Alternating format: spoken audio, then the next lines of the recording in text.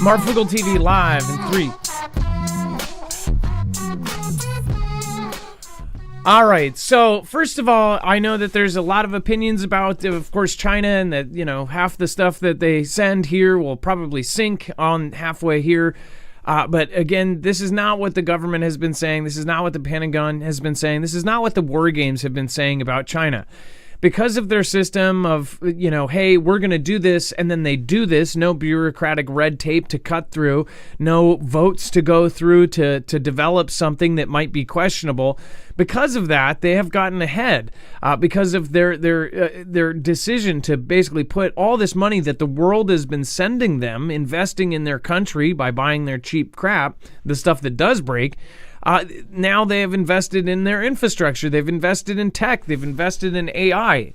Of course, our Pentagon's chief software officer said that they were ahead of us. And once you get ahead in an area like that, their quote was, "It's hard to catch up. It's almost impossible." Now the CIA looks to speed up access to new tech in a race against China. Now, a race, again, is something where you're racing to the end and you have a competitor. Well, if these guys aren't a competitor, why are they racing to get to this new tech to try to compete?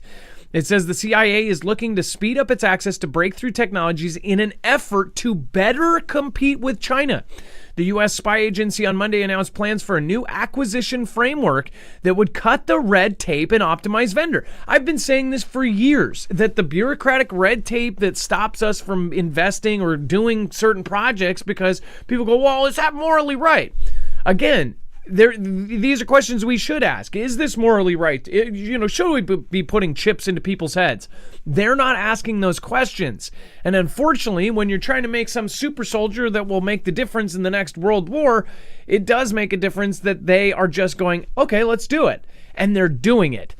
Whereas we are sitting here going, oh, well, should we do it? Should we not? What are the ramifications of it? Which, again, I agree, I think the whole world should have, but unfortunately they don't. In an emailed statement, the CIA Deputy Director Michael Ellis said that the agency was entering a range of commercial partnerships with startups and industry leaders in areas like artificial intelligence, biotech, financial technology, and microchips. Gosh, if you whatever you thought of the future, that's it. That's what's happening. He called on the firms pushing the boundaries of emerging technologies to help CIA, quote, stay ahead of foreign adversaries.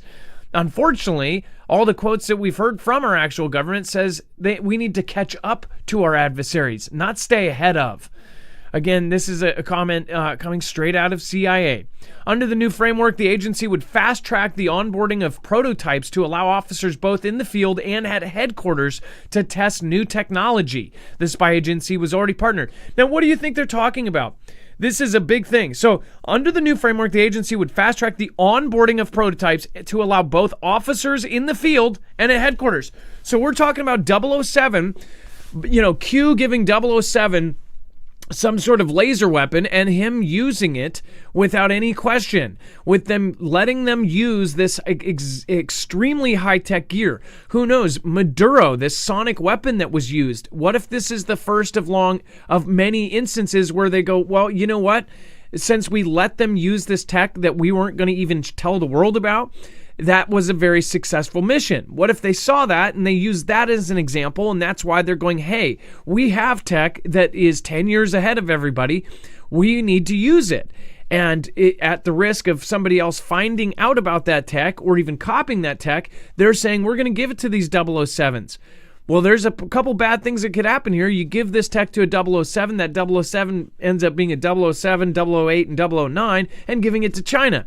You also have, of course, we're going to probably see news stories of some strange events happening, and that's because they've given them some sort of crazy high-tech weapon, and they used it in the field. In the field, they say, in the field is in the United States, is in the world, is in Europe, is in Australia, is in China, is in Russia. That's some agent out in the field, out in the world, using our crazy, crazy tech against somebody else. And I guarantee you, it's not tech that, absorbs information from somebody's piece of paper or something. These are weapons. Let's just be straight with it. Most all of these are going to be weapons. We're going to talk about this and much, much more on today's show. It's going to be an interesting one. We'll be right back right after this.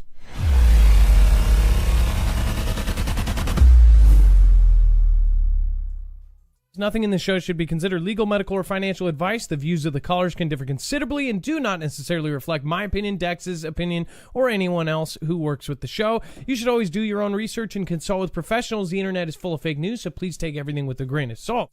If you have not already, it helps us out if you end up going through any of our affiliates, and it helps you out if you end up protecting yourself against cybercrime. NordVPN is one of the best and one of the easiest to use. If you do not have a virtual private network, it protects your IP address, which is your online identity, which actually connects to your real address and everything else. It also connects to you. If you know anything about how they are data logging and basically getting your profiles down, you can prevent that by having a VPN. Nord is, again, one of the easiest. Download it. It's like an on switch and off switch. All you have to do. Go to marfooglenews.com/VPN. Not only will you get a giant discount on this, but you will also be helping us. I appreciate your support, and I appreciate everyone that goes through any of our affiliates. Can't say thank you enough.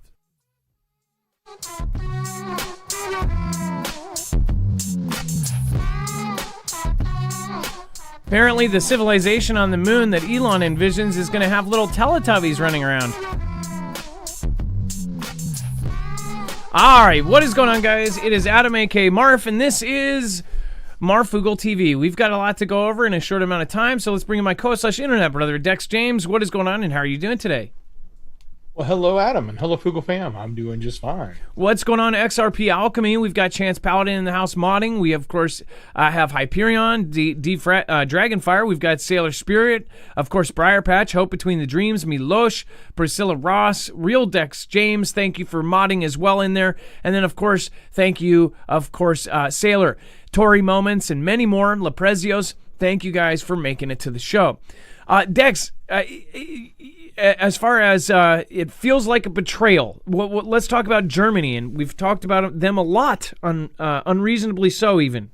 Yeah, this is a very long, opinionated article. You guys should go read it when you get a chance. I'm going to give you sort of a summary of it, but it kind of aligns with a lot of the questions we've been asking about Germany lately. So the short version of this is that Germany's deep emotional bond with the U.S. that was built after World War II, when America, taught it democracy and provided security and all that, they're saying it's sort of shattered under the, because of the current administration, whether you want to call it, blame Trump specifically or just blame where we stand today with NATO and et cetera, which I guess you could blame Trump for. But they're saying that longtime Atlanticists like Wolfgang Eisinger, Chancellor Friedrich Merz now feel profound betrayal by the U.S. actions, specifically the NATO EU criticism, Vance's Munich lecture at them, the AFD outreach, Greenland threats, perceived meddling in their selection process, and of course the Ukraine ceasefire proposals as seen as selling out Europe to Russia. Also, they say in this long article that public opinion has flipped dramatically, that most Germans now view the U.S. as an adversary, 71% in recent polls. Yeah. Down from strong positive views. Even Ramstein's, the most American German city, locals there even expressed anger and fading gratitude towards America. So it sort of triggered a historic shift, and Merz declares the end of the Pax Americana and pushes, Europe, especially Germany, towards strategic independence, massive rearmament, and the making of the Bundeswehr Europe's largest conventional army, while still hoping to salvage NATO. And many see it as a painful but necessary awakening from the decades of reliance on an increased unreliable protector, as they call America. So it's interesting to see this long piece, but specifically some of the thought processes coming out of these long-time former, raised as American sort of military people that were trained by America, indoctrinated into democracy, et cetera, now just completely flipping the script against America now. Yeah, one of the quotes, it says, when a global power like the U.S. actually says, I don't care about international law, it poses a far greater challenge to the cohesion of the alliance. Of course, taking out of context a comment, of course, they were going to pull out what they need for an op-ed. But the fact is, we've been pointing this out for a while. Remember, months ago, I pointed out that Germany was saying that they're not getting updates from the U.S. military, that they had to literally have their diplomats in Washington go and track down military folks and try to ask them, like, hey, what are your defense plans? You're not letting us in on this. And when we saw that, of course, we pointed out that it's crazy because we have bases in Germany. This is really, really weird stuff. But I have said many times that we're going to find out that some of our allies are not exactly going to be our allies when it comes to it. And Germany, that's kind of a sad case there because, this is almost no one there are the people of World War II. These are a completely different generation, and a playbook has been played on them just as has been played on the rest of the world by different groups. I think this is two sets of billionaires. You've got this set of capitalist billionaires versus communist billionaires versing each other, and they're making you think it's left versus right. It's not left versus right. They're making right out to be the evil, and the right are making the left out to be evil, but really it's not even left versus right. It's not even this versus that. It's capitalism versus communism, and you've got the different billionaires that support both ways. They don't want things to change, and of course there are dictators in the world that would like it to change. I think that when you kind of break it up like that, it's a lot easier to understand like what the hell's going on here, because it's way above these governments. It's way above these puppets. Thank you so much, Lola Cafe. As I've pointed out, always your name itself invigorates positive experiences of West Seattle, of the Lola Cafe, and just walking across the bridge on late nights back home. So again, and that's not something anybody should do, by the way. But again, Lola Cafe, thank you so much for your support. Thank you so much as well to Frank Walls. I thank you for everybody that dropped an F in the chat, and then everybody drop an L in the chat for Lola Cafe. It feels like a betrayal. Again, yeah, that's what they're saying. This is something that we're going to keep pointing out. Germany has been popping up more than we would like. And then U.S. urges American-flagged vessels to stay far from Iran in nearby waterways. So we've got that whole armada over there. Of course, we just covered on news. Just to show you again, just to remind you, we have just sent at least 112 C-17 Globemaster military transport and cargo ships over to the Middle East. So keep that in mind. We're basically shipping tons and tons and tons of military somethings over there, whether they be soldiers or tanks or whatever, but something is moving. Now, of course, the U.S. is urging American flag vessels to stay far from Iran. What do you think that means? Well, again, American flag vessels are supposed to stay away from the waterways. That's kind of shouting out that there's about to be something that goes down. The U.S. Department of Transportation Maritime Administration updated its warning to American flag vessels to remain as far from Iran as possible when transiting the waterways. They're literally saying, stay away from land. There's going to be something that's going down. Vessels transiting the Strait of Hormuz, which is absolutely just echoes in my brain every time I say Strait of Hormuz, and Gulf of Oman, again echoes in my head, have long been at risk of being approached by Iran's Islamic Revolutionary Guard Corps Navy, which will use small boats and helicopters in such missions. It is recommended that U.S. flagged commercial vessels transiting these waters remain as far from possible from Iran's territorial sea without compromising navigational safety. Now, I believe that they're angling it too that, hey, Iran might try to board you or take you or seize your ships. I think it's because they are literally telling people stay away from Iran. What do you guys think? Let me know in the comments down below. Now, before we move on, make sure to go check out EMP Shield. This is a device that will not only save your life in the event of an EMP, it will get you home to your family or get you out to bug out. It will make sure that your generators run. It will make sure that your solar system still works. It will make sure that your home and everything plugged in within 250 linear feet from where this is wired in is saved from an EMP blast. This will also protect you against a Carrington-level event from the sun. Go to marfooglenews.com/EMP. This is the same company and same tech that is outfitting DOW, Department of War, DHS, Department of Homeland Security, Air Force, of course, the DEMSO team helping protect the Texas grid, and many more. So make sure to go check it out, marfooglenews.com/EMP. Again, that's marfooglenews.com/EMP, and make sure to use code MARF for $50 off per device. Eye on Iran. Pentagon held live fire war drills in Persian Gulf. Dex, do you go over the details of this? Certainly. So U.S. forces, get this, they conducted a live fire military drill in the Persian Gulf. So, right there in the midst. So that's literally, not talking about anywhere that further out in the big sea, but literally right there in the Gulf. So I think that would certainly draw some attention when you think about it. I mean, they certainly could have been out in the Gulf of Oman, or even the Arabian Sea, which is a little further out, but like right there on the door. So the U.S. forces conducted live fire military drills in the Persian Gulf and the ongoing threats to attack Iran over its nuclear program. Last week, Navy sailors from the USS Santa Barbara participated in the exercise Killer Tomato, a live fire maritime gunnery session, which conducted Central Command's area of responsibility and supported Air Force A-10 Thunderbolt aircrafts.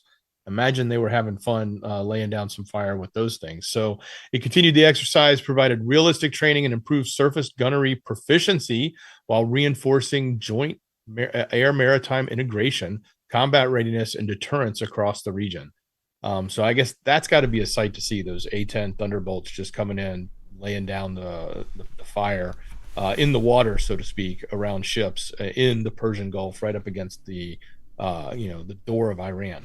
Close enough for them to watch with their binoculars. I mean, look, I showed the location here. You're like Dex said, they could have done it over here in the Gulf of Oman. They could have done it out here in the Arabian Sea. But nope, they're doing it right on their doorstep, on their coastline. This is where they're doing these drills. That's a pretty big deal. And I'm sure they're watching it and going, holy crap. Because to see the U.S. in action, to see our crazy, insane Air Force doing what they do, yeah, that's scary. I'm sure the people of Bandar and Lamerd and Bushehr are probably like, crapping their pants right now. So, yeah, but at the same time, we don't know how this is going to go. We don't know which direction this is going to go. But now they're, again, telling ships to stay away from the actual land of Iran. They're saying in the waterways, make sure that you are literally as far away as you can of the territorial waters, which I think is 200 miles from Iran. And then we have U.S. to turn over NATO command posts to Europeans. This is history in the making. I don't think people realize how big of a deal this is. Dex, do you want to talk about this? The U.S. is literally going to turn over 2 NATO command posts over to the Europeans. We're basically saying, hey, you guys are going to be handling this. Yep. So in Naples, Italy, and Norfolk, Virginia, 2 European officers, a military source has told the media that those command posts are being turned over to the European officers. So the move is keeping with U.S. President Donald Trump's demands that European nations take more responsibility for their own security. His administration has called for the military alliance, long dominated by the United States, to become a European-led NATO. As part of the command reshuffle, European officers would take over NATO's Joint Allied Force Command in Naples and the Joint Force Command in Norfolk, both currently led by U.S. admirals. So here in Virginia. In Virginia, the NATO wing there will be commanded by a European, not a U.S. admiral. And in Naples, Italy, the U.S. admiral will step out and a European commander will step in. So, however, the U.S. would take the reins of 3 commands slightly lower in the hierarchy, which would bear significant responsibility for operations like Allied Air Command, Allied Maritime Command, and Allied Land Command. So we're not giving it up totally. We're just giving up the top level there of those specific posts. So we're going to have U.S. soldiers that are basically answering to a European general, right? You're going to have Europeans in Norfolk, Virginia, in our country, leading the forces, probably because right now the actual logistics of it is that's where a lot of things are run from, that Norfolk, Virginia, and Naples, Italy. So, but I was just surprised to see that we're going to be handing off the reins to the head position in our own country to a European NATO ally general or admiral. Very, very interesting to say the least. And then Russia vows all possible assistance to Cuba as U.S. strangles the population. That's their quote, not mine.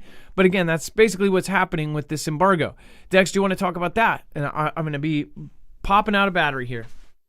Okay, so Russia warned Monday that the United States is strangling Cuba through the long-running sanctions, as well as the current de facto oil blockade on the Latin American island. As a result, Kremlin is exploring ways to get urgent assistance to the Cuban people. As the economic situation and national infrastructure worsens after Havana's number one energy source, nearby Venezuela, has cut off supplies in the wake of Maduro's ouster of the United States.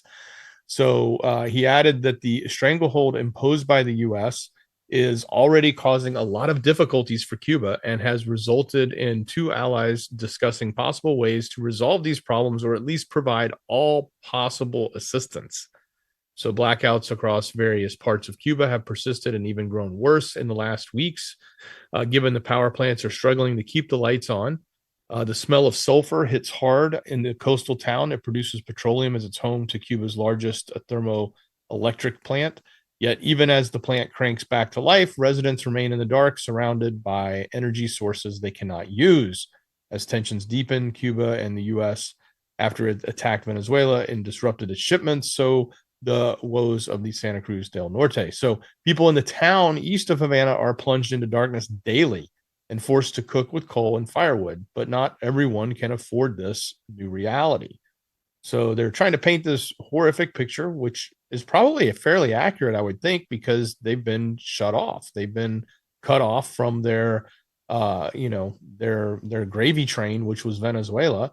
And now, the U.S. is saying, well, we might as well just let them suffer, at least at the government level, so that they can come to the table and negotiate, or maybe step the regime down if the people want to uprise. So I think that Russia they've outright said that, but I think that's what they're looking for. Russia is going to try to send them oil, right? I mean, isn't that the only way that they're?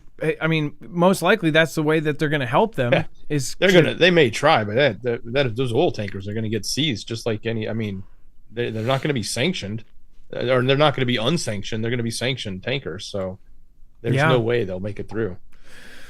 So they cut. They pulled the rug from out under this attack. They when they took out Maduro in Venezuela, they took out the oil that was going there. And I think Cuba, this is why a lot of this is happening. I think that Cuba was going to be one of the places that was used for an attack on the U.S.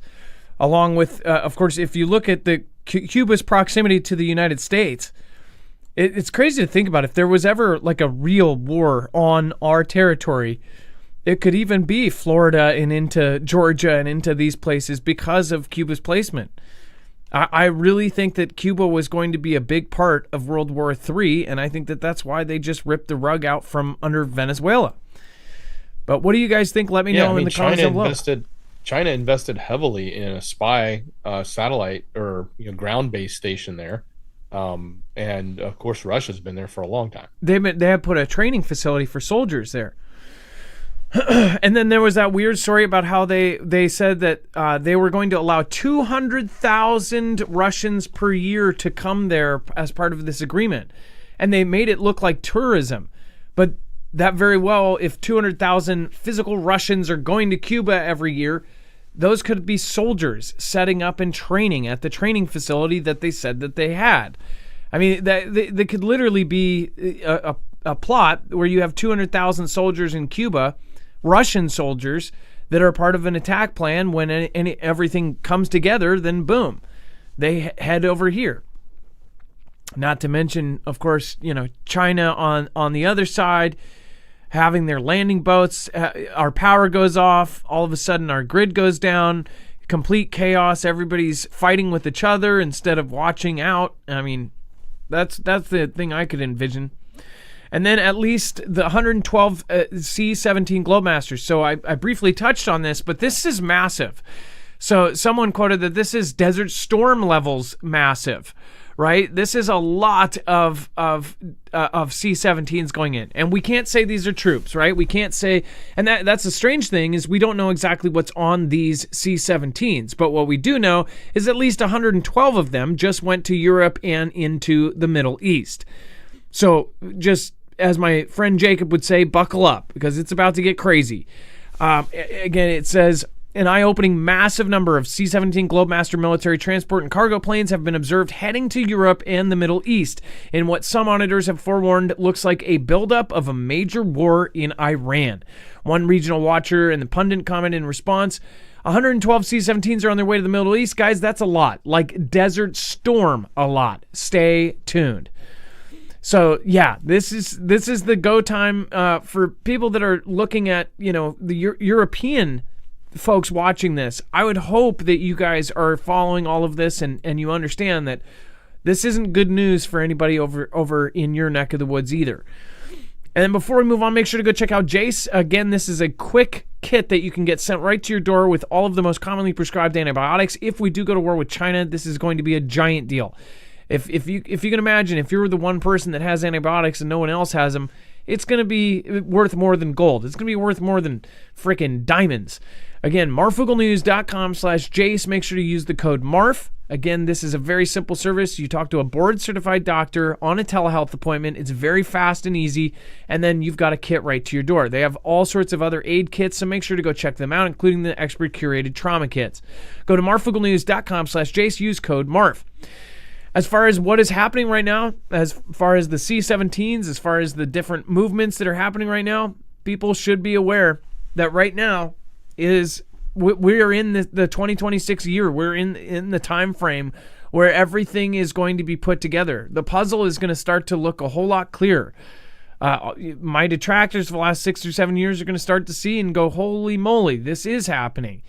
So the one thing that you will have an advantage of, most of you, even if you don't believe me right now, the one advantage you will have is that you will know what is going on when some emergency happens, when we have our power go out, when you have your cell phone stop working. You are going to be ahead of the curve. There's going to be a lot of people in the first 72 hours that are just like, not understanding what's going on. In the scenario that we have some sort of event here, which I believe is very, very likely to delay us from, delaying us from Taiwan, delaying us from some of the other things that are going to happen. But as far as the most of people are going to say, oh, well, the lights are going to come back on, they're going to wait, they're going to sit there, and then they're going to be screwed. They are also going to have less than 3 days of food in their fridge. Due to stats, we know that most people have less than 3 days of food in their fridge, especially with inflation and stuff like this. So that's why even if it's $10 a week, you should be putting some extra money, just anything away. And whether it's a bag of rice a week, whatever you can. Again, that's not official advice. I don't want somebody with 80 bags of rice and nothing else, but I hope that you guys have food and water handled before anything else. Before getting any other thing from us, make sure you have food and water handled.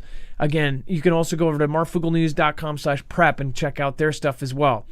AK Forever in My Heart, member for 24 months, says love to Adam and Dex, James, Foogle, and the mods. God bless. Hey, and then I Hustle Harder Than You says, Marf, did you ever check in the Simpsons episode that had T-Man getting into U.S. into World War III and bankrupting us? You know what? I don't know. I've seen a lot of the ones with Trump in it, but I don't know if I've seen that one. I've probably seen the clips on Twitter of clips of it, but I don't think I've seen the whole thing. Frank Walls, again, thank you. Milosh, and then Lola Cafe, thank you for being top supporter tonight. I appreciate that. Dex, thank you so much for your service. I appreciate you. Much love. Great job, brother. All right, you guys, it is now time for the outro. I'm going to be thanking Lola Cafe. You guys have a wonderful night. Be safe, be prepared, and Marf out.